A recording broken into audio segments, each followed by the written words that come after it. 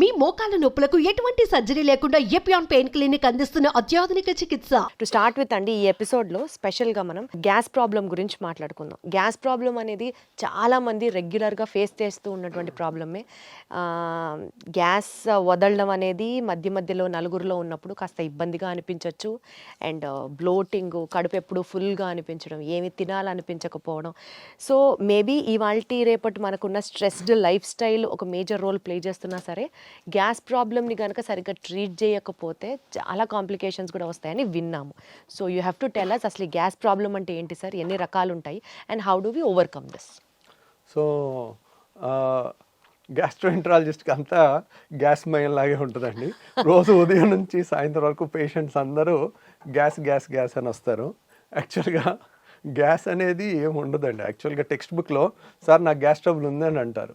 Gas trouble అనే word ఎక్కడ పుస్తకాల్లో ఉండదు. There is no term, no disease like gas trouble. Gas trouble అంటే ఒక్కొక్కరికి ఒక్కొక్కటి. ఇప్పుడు కొంతమందికి తేపులు ఎక్కువ వస్తే దాన్ని గ్యాస్ ట్రబుల్ అంటారు. కొంతమంది పట్టుభ్రమంగా ఉంటే గ్యాస్ ట్రబుల్ అంటారు. కొంతమందికి గ్యాస్ కింద నుంచి ఎక్కువ వస్తే దాన్ని గ్యాస్ ట్రబుల్ అనుకుంటారు. కొంతమంది కడుపు నొప్పి వస్తే గ్యాస్ అనుకుంటారు. కొంతమంది ఛాతీలో మంటలాగా ఉంటే గ్యాస్ ట్రబుల్ అనుకుంటారు. రకరకాలుగా. సో కొంతమందికి ఊరికే విరోచనాలు, ఇర్రెగ్యులర్గా బౌల్ మూమెంట్స్ వస్తే ఏదో గ్యాస్ ఉందని అంటుంటారు. బ్లోటింగ్ అంటారు, ఉబ్బరం అంటారు, ఇట్లా రకరకాల. ఇది పలానా ఒక జబ్బు కింద కాదని, it's a non specific patient తయారు చేసిన జబ్బు అనమాట. దాన్ని వాళ్ళు గ్యాస్ అంటే వాళ్ళు చెప్పే కంప్లైంట్స్ అన్నీ నిశితంగా పరిశీలించి, ఓహో వీళ్ళకి ఈ ప్రాబ్లం ఉంది, ఓకే వీళ్ళకి గాల్ బ్లాడర్లో రాయి ఉన్నా కానీ గ్యాస్ ట్రబుల్ లాగా వస్తుంది. అంటే వాళ్ళు ఏంటంటే నూనె వస్తువులు తినలేరు. నూనె వస్తువులు తినగానే కడుపులో ఇబ్బంది అవుతుంది. అన్నం తిన్న తర్వాత కానీ, నూనె వస్తువులు తిన్నప్పుడు కానీ, నూనె వస్తువులు లేకపోతే అట్లా. ఈ కంప్లైంట్ ఉంటే ఒక్క గాల్ బ్లాడర్ దాంట్లోనే నూనె వస్తువులు తినలేనిది వస్తుంది, ఇంకా దేంట్లో రాదనమాట. అట్లా వాళ్ళు చెప్పే కంప్లైంట్లో మన క్లూస్ దొరుకుతూ ఉంటాయి. ఇప్పుడు కడుపులో మధ్యలో నొప్పి వచ్చి వీపులోకి పాకుతుంది అనుకోండి, అది ప్యాంక్రియాస్ నొప్పి. ప్యాంక్రియాస్ నొప్పి ఒక్కటే వీపులోకి పాకుతుంది. పసర సంచిది ఎప్పుడు రైట్ సైడ్ వస్తుంది. రైట్ సైడ్ వచ్చి కుడి భుజానికి వెళ్తుంది అనమాట. సో ఇంకా ఎసిడిటీ ప్రాబ్లం, రిఫ్లెక్స్ అనుకోండి, బొడ్డు పైన వచ్చి ఎడమ వైపు ఛాతీలో వస్తుంది.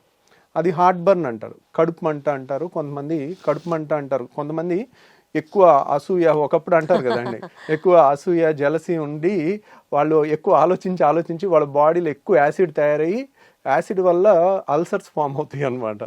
అల్సర్స్ ఫామ్ అయ్యి దాన్ని ఎసిడిటీ అంటారు. ఆ యాసిడ్ ఎక్కువ ఉన్న వాళ్ళకి అన్నవాహిక అనేది మనకి గొంతు నుంచి పొట్టలోకి వెళ్ళే ఇసోఫేగస్ని అన్నవాహిక అంటారు. అది ఛాతీలో ఉంటుంది అనమాట. అది కొంచెం లెఫ్ట్ సైడ్ ఉంటుంది, హార్ట్ వెనకాల నుంచి వెళ్తుంది. కాబట్టి వాళ్ళందరికీ హార్ట్ బర్న్ లాగా వచ్చి గుండె నొప్పి ఏమో, చచ్చిపోతామేమో అన్న భయంతో వస్తారు. వాళ్ళు పరుగులు తీసుకుంటూ వస్తారు. సో కాకపోతే మనకు అక్కడ రకరకాలు, ఇది ఎసిడిటీయా, రిఫ్లెక్స్ డిసీజా. పొట్టలో యాసిడ్ ఉంటే ఏం ప్రాబ్లం లేదు, అది ఛాతీలోకి ఎక్కువ వస్తే కనుక రిఫ్లెక్స్ అంటారు. ఆ రిఫ్లెక్స్ డిసీజా, గాల్ బ్లాడర్ ప్రాబ్లమా, ప్యాంక్రియాస్ ప్రాబ్లమా, లేదంటే చిన్న పేగు పెద్ద పేగు ప్రాబ్లమా, లేకపోతే ఇన్ఫ్లమేటరీ బౌల్ డిసీజ్ అని పేగుల్లో జబ్బులు ఉంటాయి. ఇట్లా మనం ఈ గ్రూప్ ఆఫ్ చాలా రకాల జబ్బుల నుంచి వచ్చే కంప్లైంట్, అన్ని ఏ జబ్బు అనేది తెలియదు పేషెంట్కి. పేషెంట్ నాకు గ్యాస్ అని వస్తారు, అది మనం ఒక డాక్టర్ డీకోడ్ చేయాల్సిందనమాట. అది సో బేసికల్గా ఎక్కడ పెయిన్ చెప్తున్నారు అని చెప్పి ఆ పెయిన్ నుంచి ఇది ఏ నొప్పి అన్నది మీకు అర్థమవుతుంది కదా సార్? వాళ్ళు చెప్పేదాన్ని బట్టి ఏ నొప్పి ఇది అన్నది మీకు అర్థమవుతుంది. అంటే పేషెంట్తో మనం కీన్గా మాట్లాడితే కొంతవరకు వాళ్ళు చెప్పేదాన్ని బట్టి మనకు అందాజుగా ఐడియా వచ్చేస్తుందండి. యూజువల్గా ఎడం పక్క ఛాతీలో నొప్పి అని ఒక 25 ఏళ్ల కుర్రోడు వచ్చాడు అనుకోండి, 20-25 ఇయర్స్లో హార్ట్ అటాక్ రాదు. దట్ ఈస్ అదే 65 ఏళ్ల మనిషి వచ్చాడు అనుకోండి, మనం అనుమానంగా చూడాలి. సో గ్యాస్ ట్రబుల్ అయినప్పటికీ కూడా హార్ట్ ఏమో అని చూడాలి. సో ఎందుకంటే గ్యాస్ ట్రబుల్కి మనం ఎసిడిటీ కానీ, రిఫ్లెక్స్ కానీ ట్రీట్మెంట్ చేయకపోయినా ప్రాణం పోదు.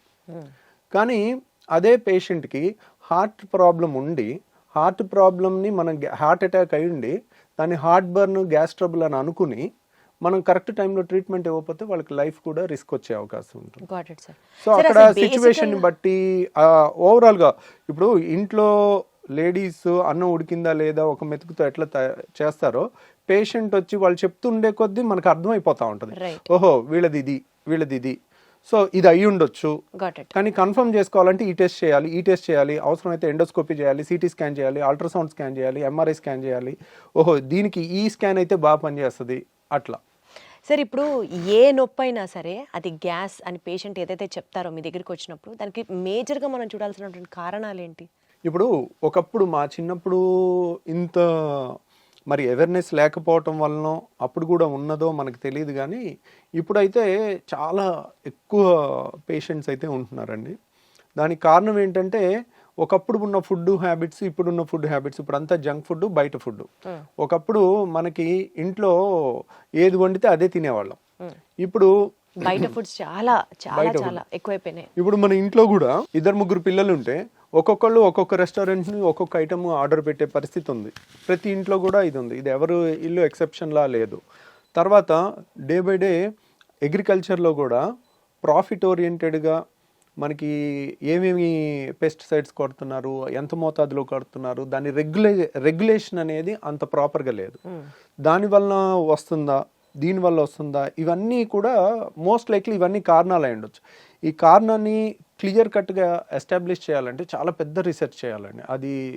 అది గవర్నమెంట్ ఇనిషియేటివ్గా తీసుకుని పెద్ద స్టడీ, లక్షల మంది పేషెంట్ని స్టడీ చేయటం అనేది అంత ఈజీ కాదు.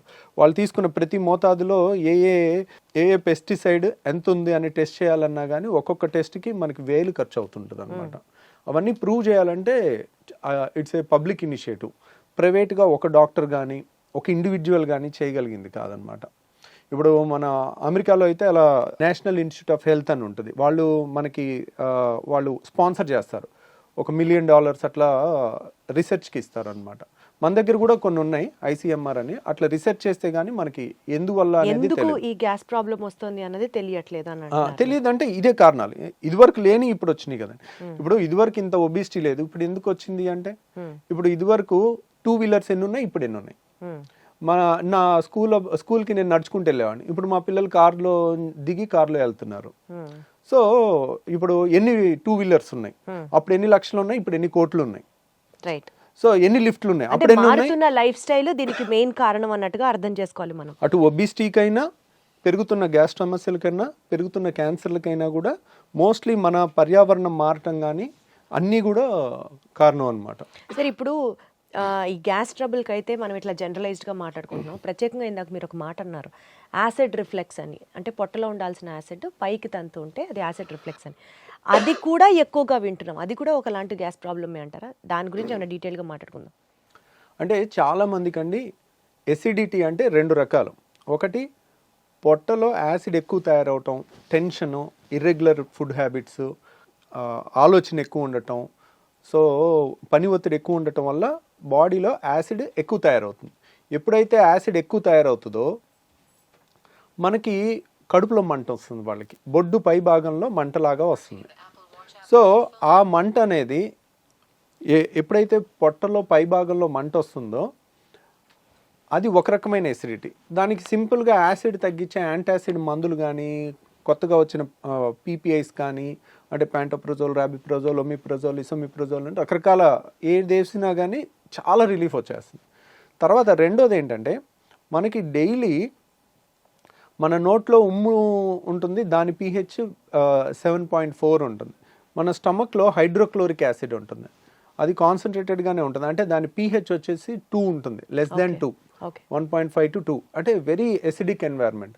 ఎందుకు మన ఫుడ్ను అంతా డైజెస్ట్ చేయడానికి కానీ, అది ఆ యాసిడ్ ఎన్వైర్న్మెంట్ వచ్చిన క్రిముల్ని, అనవసరమైన క్రిముల్ని చంపడానికి కానీ అదొక ప్రొటెక్టివ్ మెకానిజం, డైజెషన్కి కానీ హెల్ప్ అవుతుంది అనమాట. సో ఈ యాసిడ్ అనేది పొట్టలో ఉండటం సహజ గుణం. కాబట్టి పొట్టలో ఎంత యాసిడ్ ఉన్నా మనకి ఇబ్బంది అయ్యదు. ఎందుకంటే పొట్ట గోడలో స్టమక్ వాల్లో యాసిడ్ని తట్టుకునే శక్తి ఉన్న వాళ్ళని ఆల్రెడీ మన బాడీ తయారు చేసుకుంది. ఇప్పుడు చూడండి, మన అరికాళ్ళు అనేది మందంగా ఉంటాయి. అరికాళ్ళ మీద నడిచినా మనకి అవి మందంగా ఉండటం వల్ల అది అడాప్ట్ అయి ఉంటుంది అనమాట, మనకి ఏ ఇబ్బంది ఉండదు. అంతే బరువు మన చేతి మీద, కాలు మీద, వేరే చర్మం మీద పెడితే ఆ చర్మం ఊడిపోద్ది. ఎందుకు? ఇట్ ఈస్ నాట్, దానికి తయారవ్వలేదు, నడవటానికి అరికాలు తయారైంది. అలాగే యాసిడ్ని తట్టుకోవటానికి మన స్టమక్ వాల్ తయారైంది అనమాట. జీర్ణాశయం యొక్క ఎక్కడైతే యాసిడ్ ఉంటుందో ఆ లోపల పొర యాసిడ్ని తట్టుకునే విధంగా తయారైంది. కానీ మన అన్నవాహిక, ఇసోఫేగస్, ఇక్కడ నుంచి ఇక్కడ వరకు ఉన్న ఇసోఫేగస్ మాత్రం అది యాసిడ్కి తట్టుకునేటట్టు తయారవ్వలేదు. కాబట్టి పొట్టలో యాసిడ్ ఉంటే కొంచెం కడుపు మంట వస్తుంది, చాలా ఈజీగా ట్రీట్ చేయొచ్చు మనం. వాళ్ళకి గ్యాస్ ట్యాబ్లెట్ ఇస్తారు, కొన్ని యాంటాసిడ్ ఇస్తారు, తగ్గిపోతుంది, they will be very happy. కానీ ఈ పొట్టలో ఉండాల్సిన యాసిడ్ ఇక్కడ వాల్వ్ ఉంటుంది, ఛాతీకి పొట్టకి ఛాతీకి మధ్యలో ఒక వాల్వ్ ఉంటుంది, దాన్ని హయాటస్ అంటారు. ఆ హయాటస్లో వెడల్పుగా ఉండి వాల్వ్ లూజ్గా ఉంటే దాన్ని హయాటస్ హెర్నియా అంటారు. చాలామందికి ఎండోస్కోపీ రిపోర్ట్ చూస్తే లాక్స్ ఎలియస్ అంటారు. లాక్స్ ఎలియస్ అంటే లోవర్ ఇసోఫేజియల్ స్పింక్టర్. ఇసోఫేగస్ అంటే అన్నవాహికలో ఇక్కడ ఒక కంట్రోల్ ఉంటుంది, అప్పర్ ఇసోఫేజియల్ స్పింక్టర్ అని. ఇక్కడేమో lower oesophageal sphincter. Lower oesophageal అయిపోయిన తర్వాత స్టమక్ స్టార్ట్ అయిపోతుంది, అంటే జీర్ణాశయం స్టార్ట్ అయిపోతుంది. సో ఇక్కడ వాళ్ళు లూజ్గా ఉంటే కనుక దాన్ని లాక్స్ ఎలియస్ అంటారు, లోవర్ ఇసోఫేజియల్ స్పింక్టర్. లేదంటే అక్కడ లూజ్గా ఉండటం వల్ల హైటస్ హెర్నియా అంటారు. గ్రేడ్ 1, గ్రేడ్ 2, గ్రేడ్ 3, గ్రేడ్ 4 ఉంటుంది. గ్రేడ్ 4 అంటే ఇంత వెడల్పుగా ఉంటుంది అక్కడ. అంటే ఏంటి, ఇప్పుడు ఇక్కడ ఎప్పుడైతే వాల్వ్ చాలా గ్రేడ్ 4 లూజ్గా ఉంటుందో పొట్టలో ఉన్న యాసిడ్ అంతా ఊరికే పైకి వస్తూ ఉంటుంది. పొట్ట అనేది జీర్ణాశయం అనేది మనం ఫుల్గా తిన్న తర్వాత అది గ్రైండర్ ఆన్ అయినట్టు ఆన్ అవుతుంది.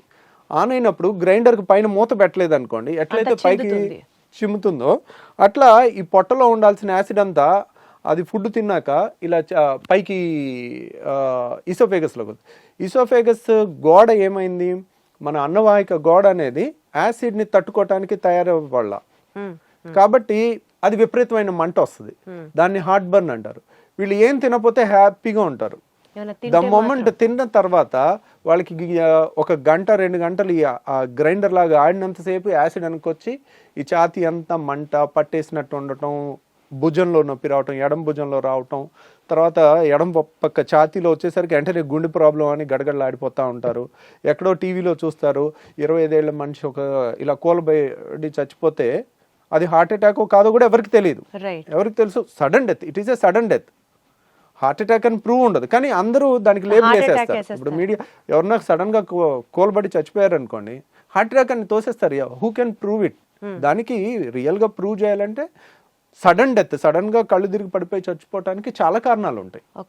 సో ఇప్పుడు అంతెందుకు, మనకి ఒలింపిక్స్ ఆడే ఒలింపిక్ ప్లేయర్స్ కూడా రన్నింగ్ చేస్తూ సడన్ గా కోల్బడి చచ్చిపోయినట్టుంది. మరి వాళ్ళకి హార్ట్ అటాక్ వస్తుందా? అథ్లెట్స్కి రాదు కదా.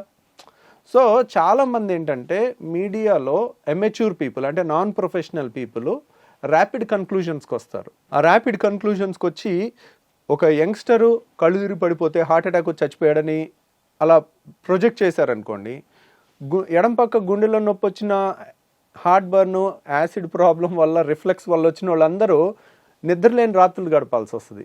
అమ్మో నేను చచ్చిపోతే ఎలా. కానీ అసలు ఈ యాసిడ్ రిఫ్లెక్స్ వల్ల ప్రాణాలు పోయే సిచ్యువేషన్ కూడా ఉంటుందా సార్? ఉండదు, కానీ ఆ భయంతో ప్రాణం పోయినట్టు బతుకుతారు వాళ్ళు. అయ్యయ్యో. సో ఎప్పుడైతే ఎక్కడో టీవీలో ఒకటి చూసి సడన్గా యంగ్స్టర్స్లో కూడా హార్ట్ అటాక్స్ పెరిగిపోయినాయి అని మీడియాలో వచ్చింది అనుకోండి, అమ్మో ఎడం పక్క నొప్పి వస్తుంది, నాకు గుండె నొప్పి ఏమో, నేను అలా చచ్చిపోతానేమో, నా పిల్లలు ఏమైపోతారు, నా భార్య ఏమైపోద్ది, ఇంకా రాత్రి అంతా నిద్రపోకుండా అలా కూర్చుని ఉంటారు వాళ్ళు, బయటికి చెప్పుకోలేరు. కానీ వాళ్ళకి ఏదైనా తింటేనే కదా వచ్చేది ఆ అనీజీనెస్. కానీ వచ్చినప్పుడు కూడా మరి తింటే అంటే ప్రతి పూట తింటారు కదా. ఇప్పుడు కొంతమంది ఇర్రెగ్యులర్ టైమింగ్స్లో, ఈ కాలంలో స్ట్రెస్ లేని జాబ్ ఏది ఉంది, కరెక్ట్ టైంకి ఫుడ్ తినే జాబ్ ఏది ఉంది? అందరూ పరుగులు తీస్తా ఉండి రాత్రి 10ంటికి వచ్చి బిర్యానీ తినొచ్చారనుకోండి, అర్ధరాత్రి 12ంటికి వాళ్ళకి వస్తుంది కరెక్ట్గా. ఆ టైంలో ఇంకా వాళ్ళు నిద్రపోరు, పాపం ఒకసారి ఇంట్లో వాళ్ళు నిద్రపోనివారు, కొంతమంది సైలెంట్ గా సఫర్ అవుతా ఉంటారు. మరి ఏంటి సార్ దీనికి ప్రాబ్లం? ఆ లూజ్ అయిన వాల్వ్ ని టైట్ చేయొచ్చా? ట్రీట్మెంట్ ఏంటి? ఇంకా వాళ్ళు ఏం తినకుండా ఉంటారు అంటే గ్యాస్ ట్రబుల్లో చాలా మంది ఇలాంటి పేషెంట్స్ ఏంటంటే వీళ్ళకి మందులు ఇచ్చి ఫస్ట్ తగ్గించవచ్చండి. అంటే కంప్లీట్గా తగ్గించకపోయినా కంప్లీట్గా ఒక వాల్వ్ అనేది స్ట్రక్చరల్ డిఫెక్ట్ ఉంటే it has to be rectified. Okay. Acid ఎక్కువ ఉందనుకోండి, యాసిడ్ని తగ్గించవచ్చు. ఇక్కడ యాసిడ్ ఎక్కువ ఉండటం ప్రాబ్లం కాదు, నార్మల్ ఉండాల్సిన యాసిడే ఉంది, కానీ పొట్టలో ఉండాల్సిన ఛాతీలోకి వస్తుంది. రైట్. సో అక్కడ లూజ్గా ఉన్న వాల్వ్ని సో ఏదో విధంగా టైట్ చేసుకోవాలి. ఆ టైట్ చేసుకునే ముందు మనకి కొన్ని జాగ్రత్తలతో తగ్గించవచ్చు. ఆ జాగ్రత్తలు ఏంటంటే రిఫ్లెక్స్ కేర్ అంటారు దాన్ని. దాంట్లో ఏంటంటే ఒకేసారి కడుపు నిండా తినటం అనేది పెట్టుకోకూడదు. కడుపు నిండా తింటే ఏంటంటే ఈ ఛాతీలోకి ఎక్కువ వెనక్కి రావటం అనేది ఎక్కువ ఉంటుంది. ఇప్పుడు 4 ఇడ్లీలు 5 ఇడ్లీలు పడుతున్నాయి అనుకోండి, వాళ్ళు 2 మించి తినకూడదు. ఒకసారి కరెక్ట్గా 1.5 గంట ఆగి మళ్ళీ 2 తీసుకోవాలి, మళ్ళీ 1.5 2 గంటలు ఆగి మళ్ళీ 2 తీసుకోవాలి. ఇంకా దానికి నామోషి పడకూడదు, బాక్స్లో పెట్టేసుకోవాలి, ఎక్కడైనా ఒక 5 నిమిషాలు బ్రేక్ తీసుకోవాలి, పనిలో అయినా టక్ తినేసి అట్లా తెలివిగా చేసుకుంటే కనుక ఒకేసారి ఎక్కువ ఫుడ్ లేకపోతే ఎక్కువ వెనక్కి రాదు, ఎక్కువ యాసిడ్ తయారవదు, ఎక్కువ వెనక్కి వాళ్ళకి రాదు, కూడా అంత అన్ఈజీనెస్ ఉండదు అప్పుడు పాపం. ఉండదు. అది ఒకటి. తర్వాత చాలా మంది చేసేది ఏంటంటే చక్కగా 4 ఇడ్లీలో 5 ఇడ్లీలో లేదంటే 3-4 దోశలో తినేసి గ్లాసు నీళ్లు 2 గ్లాసు నీళ్లు తాగుతారు. తాగితే ఇంకా ఎక్కువ వెనక్కి వచ్చేస్తుంది. ఓకే. సో వీళ్ళు ఎప్పుడు కూడా నీళ్లు తిన్న తర్వాత తాగకూడదు, మనకి నీళ్లు తాగాలి. ఒక 4 గ్లాసులైనా ముందు తాగేసేయండి, నీళ్ళు ఎప్పటికప్పుడు దిగిపోతాయి, నీళ్ళ వల్ల యాసిడ్ ఎక్కువ తయారవదు, వెనక్కి వచ్చినా అంత ఇబ్బంది ఉండదు, అంత ఎక్కువ కూడా రాదు, ఎప్పటికప్పుడు తొందరగా వెళ్ళిపోద్ది నీళ్ళు అనేది. సో నీళ్ళంతా తాగేసిన తర్వాత ఒక 10 నిమిషాల తర్వాత అప్పుడు ఫుడ్ తిన్నారనుకోండి, ఫుడ్ తిన్నాక నీళ్ళు తాగలేదనుకోండి, వెనక్కి వచ్చేది తక్కువ ఉంటుంది అన్నమాట. స్టమక్ మొత్తం నిండిపోదు. అంటే ఫుడ్తో సగం నిండిపోయి సగంతో నీళ్ళతో ఉంటే ఆ గ్రైండర్ ఆన్ అవగానే సప్పని పైకి కొట్టేస్తుంది. సో ఇలా రిఫ్లెక్స్ కేర్ అని ప్లస్ యాసిడ్ తగ్గించే టాబ్లెట్స్ కొన్ని వేసుకుంటే కూడా చాలా రిలీఫ్ వస్తుంది వాళ్ళకి. ఓకే. సో ఇలా మందులతో 90% క్యూర్ చేయొచ్చు. వండర్ఫుల్. కానీ ఒక 10% మాత్రం ఇంకా తిరుగుతూనే ఉంటారు. ఒక డాక్టర్ దగ్గరికి వెళ్తారు, మందులు ఇస్తారు, తగ్గదు, ఇంకో డాక్టర్ దగ్గరికి వెళ్తారు, మందులు ఇస్తారు, తగ్గదు. అక్కడ స్ట్రక్చరల్ ప్రాబ్లమ్ని అలా 10% వాళ్ళకి మనం లేటెస్ట్గా ఒక టెస్ట్ వచ్చిందండి, దాన్ని 24 hour pH స్టడీ అంటారు. అంటే 24 గంటలు మనం హాస్పిటల్లో ఉంచి ఒక మెషిన్కి బెల్ట్ దగ్గర పెట్టేస్తాం, బెల్ట్ దగ్గర పెట్టేసి సన్న దారం లాంటిది ముక్కులోంచి స్టమక్ వరకు పంపిస్తే దాని మీద pH సెన్సార్స్ ఉంటాయి. అంటే ఇక్కడ ఎంత pH ఉంది, పొట్టలో ఎంత pH ఉంది అనేది 24 hours మనం టెస్ట్ చేయాలి. టెస్ట్ చేస్తే యాసిడ్ ఇక్కడ కూడా ఎక్కువ ఉందని వచ్చినప్పుడు pH ఇక్కడ 2 ఉంటుంది, ఇక్కడ 7 ఉండాలి, ఇక్కడ కూడా 2 ఉందనుకోండి, that indicates reflex disease, acid reflex disease. దాన్ని కన్ఫర్మ్ చేసుకున్న తర్వాత అది ఆ టెస్ట్ పాజిటివ్ వస్తే మాత్రం సర్జరీ చేసుకోవాలి. ఆ టెస్ట్ కొంచెం కాస్ట్ ఎక్కువ ఉంటుంది, 24 గంటల హాస్పిటల్లో ఉండి చేసుకోవాలి. సో బట్ దాంట్లో కనుక మనకి పాజిటివ్ వచ్చిందంటే కనుక అప్పుడు we can consider reflex surgery. Anti reflex surgery అనేది మనం ఈ వాల్వ్ని టైటన్ చేసుకుంటే వెనక్కి రాకుండా ఉంటుందన్నమాట. ఓకే. ఓకే. సో ఆ సర్జరీ మన దగ్గర ఇక్కడ చేస్తున్నారా సార్? మనం కూడా పర్ఫామ్ చేస్తాం. ఈ యాంటీ రిఫ్లెక్స్ సర్జరీని నిస్సెన్స్ ఫండ్ అప్లికేషన్ అంటారు, దాని పేరు నిసెన్స్ అనే సైంటిస్ట్ పేరు పెట్టారనమాట. ఆ ఫండ్ అప్లికేషన్ అంటారు. దానికి ఆల్మోస్ట్ కోత ఉండదు, కుట్టు ఉండదు, చిన్న హోల్ ద్వారా చేస్తాము. ఒక 20 minutes to 30 minutesలో అయిపోతుంది.